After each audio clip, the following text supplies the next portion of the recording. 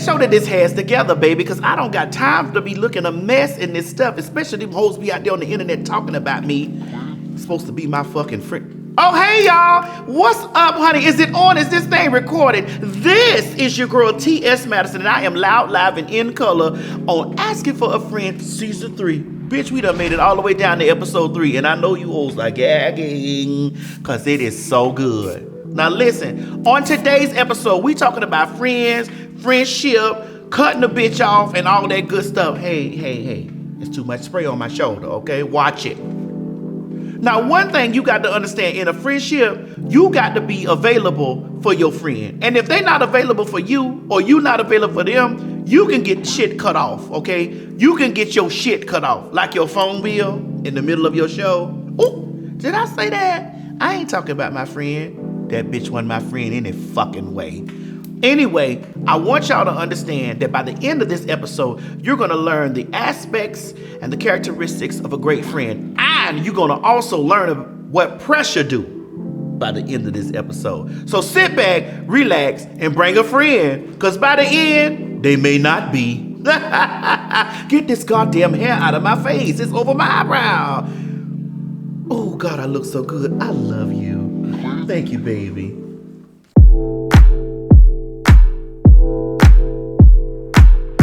Hey, y'all, this is T.S. Madison, loud, live, and in color, honey, and we are on Asking for a Friend Season 3. Girl! Today, we are talking about ain't nothing to cut that bitch off. I mean, nothing to cut that bitch off. Sister, you know, me and you been friends for a good while now. Long time. And I want to tell you the real important part of being friends. People will tell you that they're your friend in your face and do a lot of shit behind your back. Yes. But the gag is, before we even met, you were putting my name in rooms that I hadn't even set foot in. You were doing that. Yeah. And I remember the first time you called me after a show that I was doing. Remember when me and Kaya was friends? Mm-hmm. And we were doing the Queen's Court show. And I couldn't stand her. You didn't. And you called me. Mm-hmm. You got my number. I don't know who gave you my number, but you got my number, so you got connections, bitch. And you called me and you said, Madison, let me tell you something. I love you, bitch. And I want to let you know I love you. I love you because I see your spirit. You got a good spirit about you, whatever. And I've been telling people, because I couldn't understand, like, how these people from VH1 messaging me and stuff like that, hitting me up. And when you told me, it clicked right then, like, oh my God. Mm. And so I wanted you to know I've always appreciated that. And like we done been good Judies. You come to the house, eat. My mama love you. You know, you love my mama. And this is the thing about friends, about real friends. Real friends show up for you when you not there. Exactly. That's when you know the testimony of real friends. And I don't have to talk to you every single day. I don't want to talk to you every day. The biggest thing that people need to take away from this conversation is really standing up for your friend when they're not there. I hate when a bitch come back and tell me, oh, such and such was talking about you, girl, and they was wearing you out. But you, my friend, what was you saying sitting there absorbing that? Listen. What were you saying sitting in that conversation? What did you, don't come back and tell me what they said. What was you adding to the conversation? Have you had some experience like that? Of course I have, all kind. And I had to cut a lot of bitches off too. Well, like I had to cut off. People get confused in life saying that someone cut me off. I ain't never been cut off. But I don't mind walking away from something that no longer serves me. So, you know, I just feel like friend is a strong word. And a very strong word. And I kind of feel aggravated about it because when I first came on TV, you know, I would call everybody my friend. I'm the one kind of started that trend. So saying, hey, friend. Hey, friend. That was my trend. I started when I first hit. Well, other people took it and ran with it. It was cute. But as I got older in life, I realized that a friend is a strong word to use. It's a strong thing. Because you could be somebody else's friend, that don't mean they're your friend. You could scratch somebody else's back, that don't mean they're going to scratch yours. Right. So for me, you know, I just take friend as a strong word. I have associates. You got to be real close for me to be calling you my friend, and I got to kind of somewhat know your heart. If you don't have a heart, you're not no friend of mine. Now, let's talk about the friend zone. Now, here we're going into the bedroom section. Have you ever dealt with a man and you really wanted to go beyond the level of friendship that he got with you? Like, that you wanted to be more than that and he put you over there? Or have you done this to a man? I have actually got put in that. A man was my friend first, thought we was good friends, and he laid up, he came and he was around me for a lot of months before he even tried me. He tried me, and I felt betrayed because he tried me knowing I don't know what the fuck he tried me for, because he didn't want me for real. Okay, I'm confused. Yeah, because we was friends. Was he gay? I don't think he was gay, but we were friends. Okay. And then we ended up fucking. Wait. Yeah, we were friends, then we fucked. I don't ever want to do that no more. But what made you break down and just let him get the coochie? Because he hadn't laid it across the bottom of my bed for about 5 months without even touching me. You know, sometimes that'll turn a bitch on. So did he act like he wasn't interested in you? We were just like friends, like just cool, you know, nothing major. And then one day, he went downtown and it was up. Oh, so one day he had been laying at the foot of your my bed. And then one day he went downtown. And so one day he just eased on up while your legs was open. I had been open. touched in a minute. That shit was like, whoo, why the hell you did this to me? Was he handsome? He was okay. Was he cute? He was okay. Did he have dick? A little dick. A little something. Did it please you? I was pleased. So you were in the friend zone for a long time, and then all of a sudden it just popped up. And we fucked, and it still was a friend zone. Was it after 12 before 6? Mm-hmm. It was after midnight. I told y'all. It was that, listen, midnight. that you put you in the friend zone to after 12 before 6. I told you. It was at 12 o'clock. And he just started eating your... No, he ate the box out early in the morning because he had done spent the night. When we had sex, it was at nighttime. Because he just ate the box. So and then he like he didn't want no pussy. He just wanted to eat the pussy. And then I was like, okay. So how did you meet this guy? Did he work in your house? Did he do work for you? He never worked in my house and did nothing for me. I just been knowing him for years. We was just cool people. But this is my thing. Did he give you vibes that he wanted to talk to you and just laid at the foot of your bed? Yeah, I always felt the vibe. I would always catch him watching me out the corner of his eye or something. Yeah. So you because you got a big ass, and a lot of niggas catch the ass, and you walk past him with that big old ass, and he laid at the foot of that bed for 5 months. 5 months, and then one of them 5 months you was laying there with your legs wide open. He just crawled in there and started eating the box. He ate the box. The box must have wanted to be ate because it's like, damn, I was pleased. Like, oh shit! It just opened up and got wet. It was wet. Oh shit! It had been time. But do y'all speak now? Ain't nothing to speak about. What? I know. I'm so confused. I was confused too. Every time I talk to you with something with a man, you have had really bad experiences with men. Mm-hmm. I think you need to try woman. No, I think you need to try a motherfucking woman. I might. I don't want no bitch. She ain't finna be. I don't want to scissor. So you a friends on me? We friends. We all friends. I'm a friends on you. So if I come lay at the foot of your bed for 5 months and you fuck around and eat this box, I don't know what might happen. You dirty bitch. You want the truth or a lie? I like the truth. So let me ask you this. All right. So I want to go deeper. Let's say that the jump off that happened between y'all would have went somewhere else. Mm. Would you have allowed him to have female friends? Yeah, he could have had female friends. How close though? I mean, that's on him. We're not married. I'm strong on that. You ain't married till you single till you married. I'm real strong on that. Wait a minute. But I just don't think that you should rush into marriage though. You missing my point. It's not about rushing into marriage. I ain't got no business checking nobody. Like, I never went through your phones. Like, oh, no, you got to do that. No, but I'm not doing it, though. No, sister, you got to do that. No, listen. I'm not causing no more extra agitation to me that I don't need. I'm not going through no nigga phone looking for who he fucking with. I don't give a fuck, and I'm be worried about this bitch. No, you got to go through that phone. I ain't finna do it. I need to tell y'all, ladies. Don't go to nobody's phone. Y'all keep y'all hands out them phone. It's important. You go through that nigga phone. Go through that nigga phone. Go through that nigga's phone. Go through that nigga's phone. Don't go in that nigga phone. Go through his phone. Don't go in that nigga phone. Going through his phone will save you a lot of wasted time. Don't go in that nigga phone. You go through that nigga phone. You know if the nigga's spirit ain't right. You do know that. You do know that. Nigga open up the door for you, buy you that to eat, treat you like a lady. You already know that motherfucker. Still could be doing that, but you still need to go through his phone. Don't do it. Go through his phone. Guess what? I don't want no nigga going through my phone. I don't know what you might say. He might say a friend of mine from 2-3 years ago. I still talk to him. I don't give a fuck because I don't own nobody's shit. So respect my privacy and I'm gonna respect yours. Don't touch my motherfucking phone. Go through his phone. Don't touch my phone. Go through his phone. Don't touch mine. Crazy. Shitting me. Shitting your goddamn You think self. I would be sitting up laying up in the motherfucking bed with a nigga and I'm not gonna go through his phone? That means you don't have no trust in him. I don't trust that nigga. So why you fucking with him? I don't trust that, even the one I fuck with. I just feel like at the end of the day, I'm that bitch to me. So any nigga fucking off and playing with a bitch, whatever you call yourself doing, I'm not finna fuck with my mind to be even paying that hoe no attention because I don't give a fuck about her. So if I'm in your phone studying, who is she? What she got? I ain't studying who is she. Fuck that. You is gonna be studying who she is. I don't care about who they are. I need to know who you is. Well, baby, listen. I'm gonna have to find out who he is on my own. I'm not going through that nigga phone. Well, I tell you what, if I go through the phone and I find out what I need to fuck, it ain't nothing to cut that bitch off. It ain't nothing to cut that dick off. All right, ladies and gentlemen, this has been the episode. This has been our conversation about ain't nothing to cut that bitch off. Let us know down in the comment section how you feel about anything that we talked about. We will be looking at your comments, honey, and we might reply to a few of them. Yes, we are. All right, Shakana, you know what? I want to thank you so much for coming and lending all of your wisdom and your experiences to the TS. TS Madison, I love you. I love you too. And you know that. You're my friend. And the sky is so high for you. Do that there. See, that's a friend. Mm-hmm. That's a friend. I appreciate another dirty bitch would have let me be like that, but it's been real. And like I said, I love you. And thank you for having me on the show. It's been amazing. I love you. I love you too. Bye, y'all.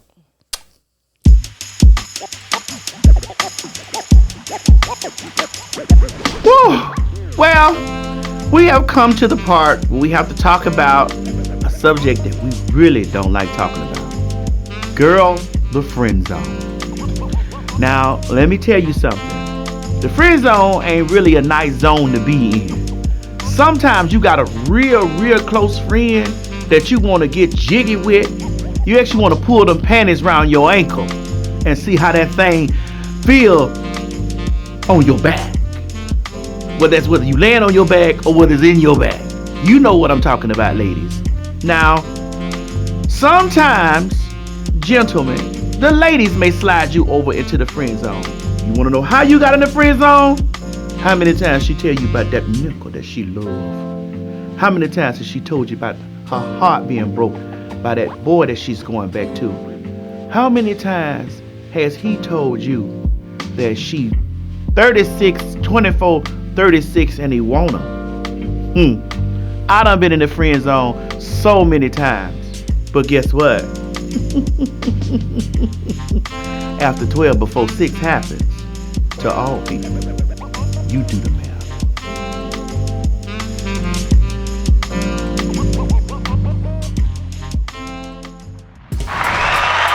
Yes. Oh God, I live for the applause. Ladies and gentlemen, welcome back to Asking for a Friend. And you're live on Ask for a Friend Radio. And we have a question from a caller outside. Caller, are you there? I'm here. Hi, T.S. Madison. Hi, baby. What's your question do you have for your friend, the T.S.? I have a problem. So, I'm 29 years old, and I haven't had a good friend since high school, if I'm being honest. I can make friends just fine, but we make plans, we text each other, we do the whole nine, have a great time. Then around like 3 or 4 months, they sort of just vanish.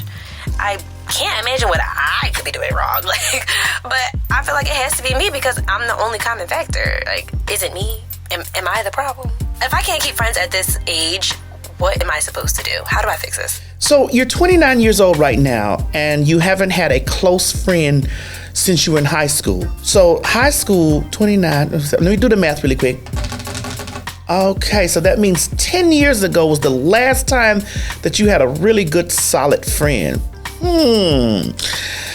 Could you be the problem? What are you really doing? Have you looked in the mirror and really evaluated yourself? Have you looked at yourself and said, self, when I'm on a date with my friends, am I always waiting for them to pay the ticket? Am I the one that drives my car and always asks them for gas and offer them to go with me somewhere? Am I the person that talks about my friend behind their back?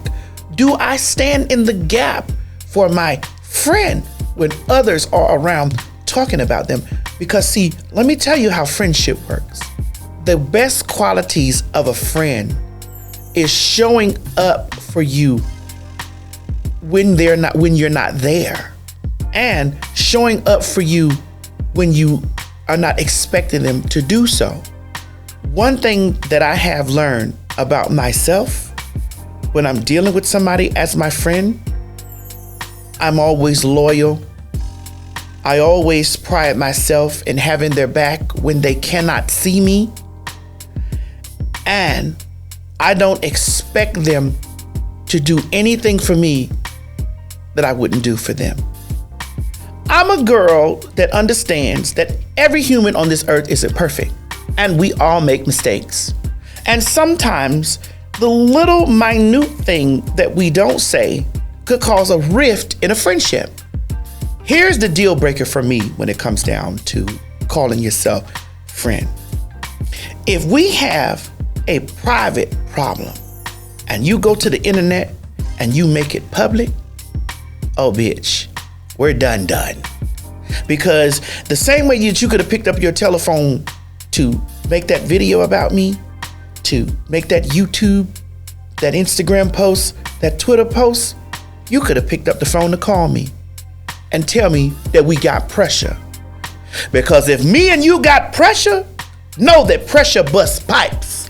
But one thing about pipes, it busts bitches that got pressure. So if you a bitch that got pressure with me, you gonna get all these pipes I got for you, friend. And I thank you, bitch.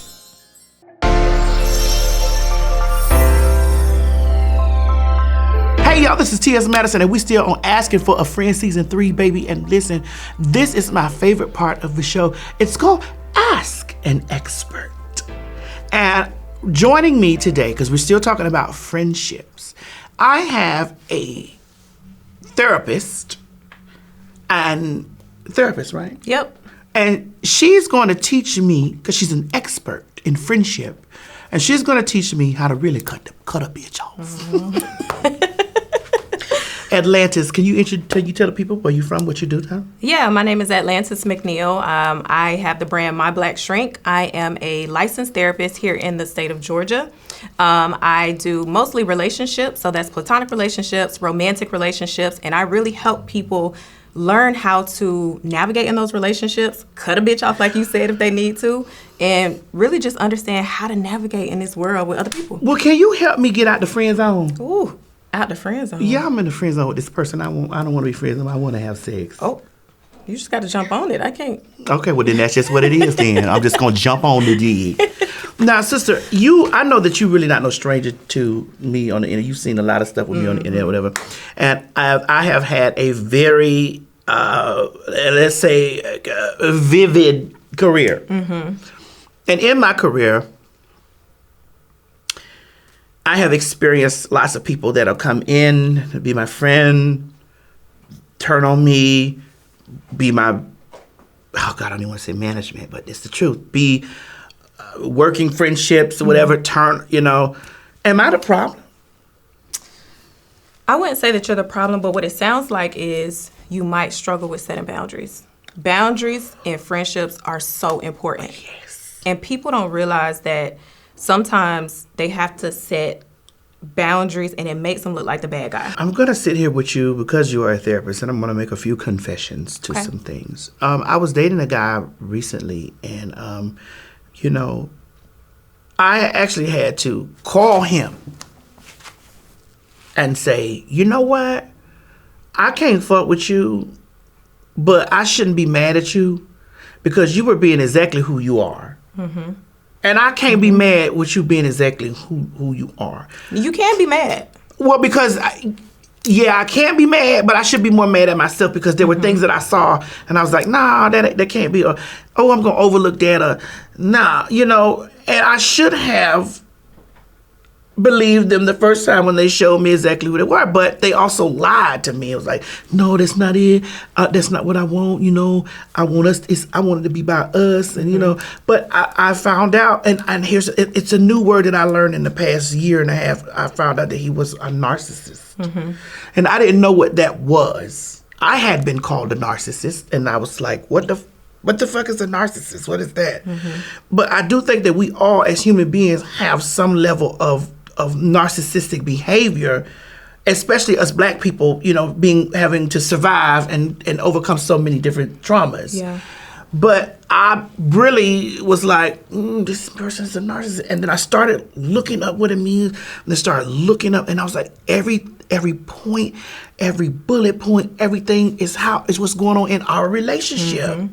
Everything. Yeah. Love bombing, the excessive cheating, the withholding sex from me, then I give it, and then all the things. I was like, oh, Yeah.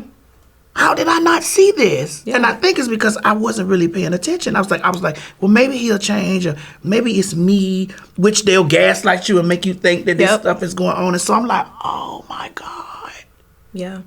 And the word narcissist is so overused now. Like, you see it on TikTok, on Instagram, social media, everywhere. And a lot of people don't have the right idea of what it is. People don't realize it's actually a diagnosis. It's a personality disorder that's in the DSM, which is the diagnostic manual, where we categorize different mental issues. And so those feelings, just like you said, the constant cheating, feelings of like grandiose, always talking about themselves, those are narcissists. And a lot of times we run into that. The other side of that is people don't understand, too, innately, we are selfish. As humans, we are selfish, because right? some of those things, I was like, I got some of that, too. Yep. And we got to call that out in ourselves. Yep. So how do you build a healthy relationship or a healthy friendship with somebody? Like, what are the steps to building a healthy friendship? Okay, so this is going to sound very cliche. You hear people say it all the time. Here we go. Let's hear the cliche. But communication. And I don't think a lot of people realize how poor communicators that they are, right? Like, I'm sitting here talking to you. We're holding eye contact. That's one part of communication. Okay. You are verbal things like you're nodding your head, right? Those nonverbal communications and cues, that's a part of communication. A lot of times when people communicate now, cell phones, they're on the phone, right?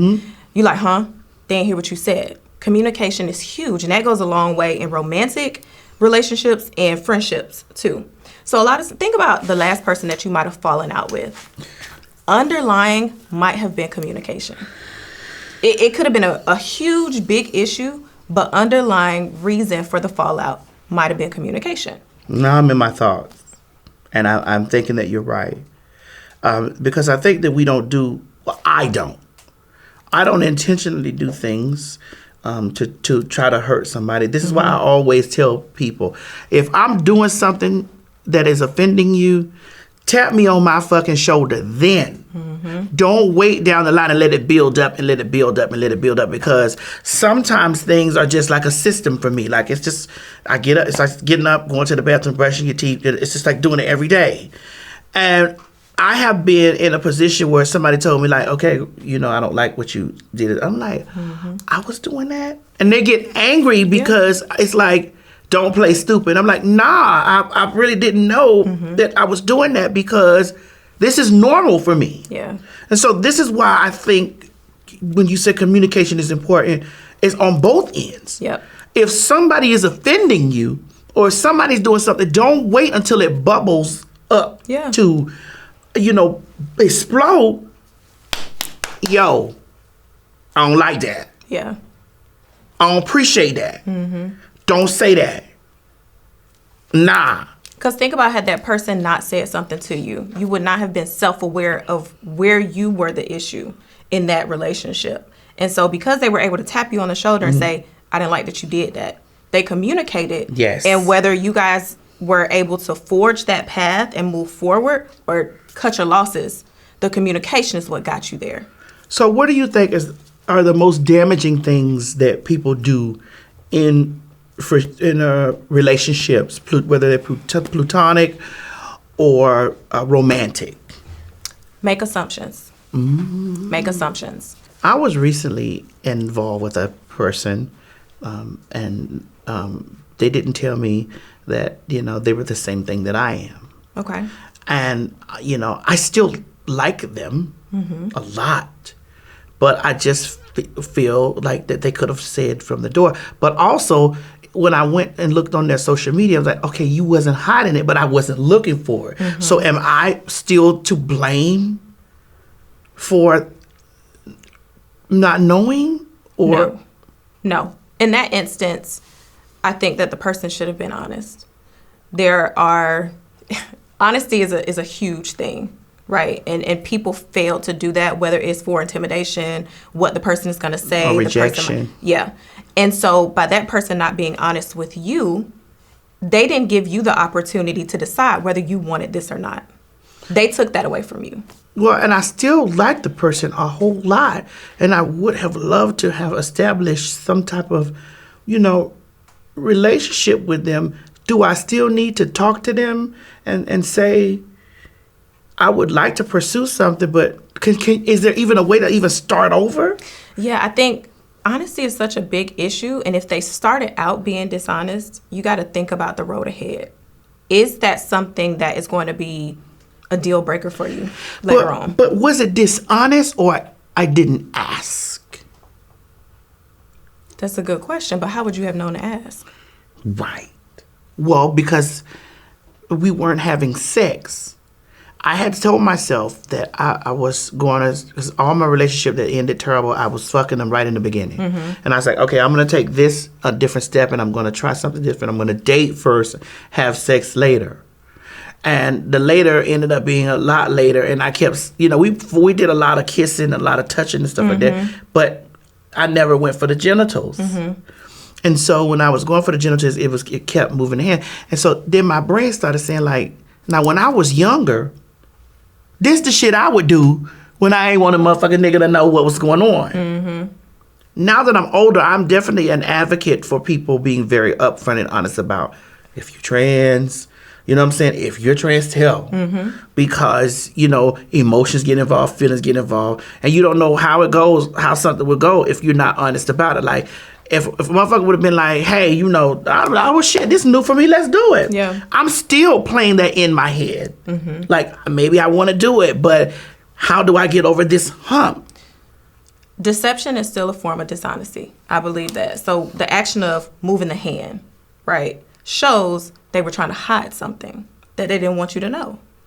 And so that action right there leads me to believe that they were intentionally being dishonest or didn't want you to know. For whatever reason we talked about, intimidation, fear, rejection, whatever the case may be. What are practical things that people can do in their life to help them set boundaries or to learn how to set boundaries? Yeah. I think the first thing is identifying your values. You can't set boundaries without knowing what your values are. So for me, if family is important, I have to be able to tell people family is important. On Sundays, that's family day. I can't do anything. So you have to know what your values are. That's the first step, identifying your values. The second step is learning how to assertively communicate. So part of setting boundaries is being able to assert yourself in conversations. We have 3 types of communication. It's passive, aggressive, and assertive. So if you're passive, there's no way anybody's going to take you seriously when you're trying to set a boundary. But what if you are all 3 of those things? You have to be in the middle. So the assertive is right in the middle. When you're too aggressive and you at people and you're like, you gonna do this, nobody's gonna take you seriously because they're on guard. When you're too passive, it seems weak. So they're gonna walk all over whatever boundary you set. So you have to find that middle ground in order to be assertive, even if you're a little bit of both. All right. Okay. So do I journal? Like, would I journal this, or would I just make sticky notes on the refrigerator to just like to self-remind myself, like, set boundaries, ho. Set boundaries. Affirmations are very important, so whatever that looks like for you. So I typically tell clients to use sticky notes, put them on their mirror. You're going to see the mirror every morning. So if that means set boundaries, bitch, then that's what you need to put on the mirror. Got it. You can also journal things like that too. Whatever the boundaries look like for you, put them in a journal. Wow. Thank you, sister, so much for being with us. Tell us again where they can find you. Thank you. My Black Shrink on TikTok and Instagram, and then Psychology Today at Lantis McNeal. Honey, this has been Asking for a Friend, Ask an Expert. See you soon. Woo! Thank y'all so much for tuning in to the episode, honey. I be having way too much fun up here. And thank you so much to our relationships expert, Atlantis. Baby, that thing dropped us all kind of gems. You needed it and I needed it too. Now don't go nowhere, because next episode, we're talking about computer love. And honey, social media got y'all all in the chokehold, and we talking about OnlyFans and stuff too. Oh, and we're gonna give you tips on how not to get catfish. And believe you me, don't think you can't get got, because this bitch right here got. I got a story for you. You don't want to miss this. So please make sure that you are subscribed to BlavityTV and turn your notifications on. And remember, Don't meet me here, bitch. Beat me here. See you soon.